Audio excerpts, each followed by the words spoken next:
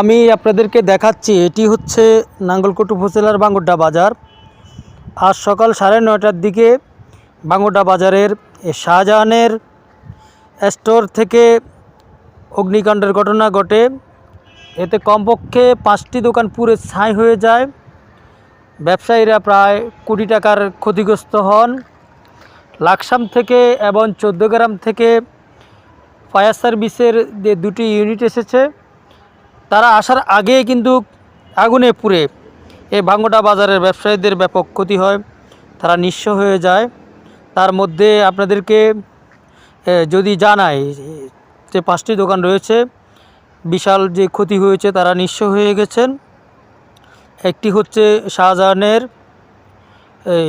শাহজাহানের স্টোর থেকে আগুন লাগে, মোতালেবের ফার্নিচার দোকান, মেজবাল লাইটিং দোকান, খাজা নেসারিয়া হোটেল আগুনে পুরো একদম ছাই হয়ে যায়। যদিও ফায়ার সার্ভিস আসার আগে সব নিঃস্ব হয়ে গেছে।